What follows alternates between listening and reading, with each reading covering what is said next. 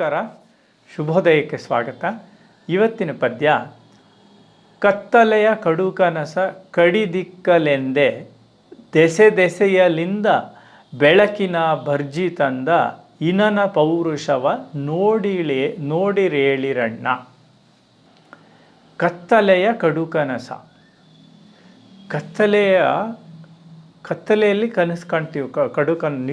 ನಿದ್ರೆ ಮಾಡಿದ್ದೀವಿ, ಕತ್ತಲೆ ಇದೆ. ಇಲ್ಲಿ ಎರಡು ಅರ್ಥ. ಒಂದು, ಕನಸು ಅನ್ನೋದು ಕೂಡ ಕತ್ತಲೆ ಅಂತ, ಕತ್ತಲೆಯಲ್ಲಿ ಬೀಳುವ ಕನಸನ್ನು ಅಂತ ಎರಡು ಅರ್ಥ. ಕಡಿದಿಕ್ಕಲೆಂದೆ, ಕಡಿದಿಕ್ಕು ಅಂದರೆ ಕತ್ತರಿಸಿ ಬಿಸಾಕು ಅಂತ.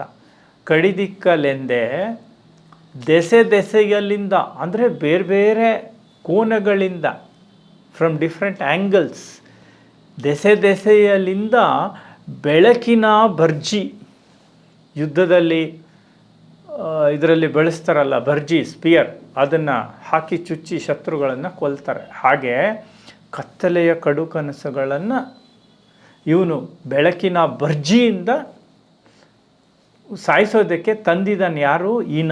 ರವಿ. ಇಂತಹ ಇನನ ರವಿಯ ಪೌರುಷವ ನೋಡಲು ಏಳಿರಣ್ಣ. ಇಂಥದ್ದೊಂದು ಜಗತ್ತಿನಲ್ಲಿ ವಿದ್ಯಮಾನ ನಡೆದಿದೆ, ಅದನ್ನು ನೋಡೋದಕ್ಕೆ ನಾವು ನೀವು ಎಲ್ಲ ಏಳಿರಣ್ಣ ಅನ್ನೋದು ಇವತ್ತಿನ ಶುಭೋದಯ ಪದ್ಯ. ನಮಸ್ಕಾರ.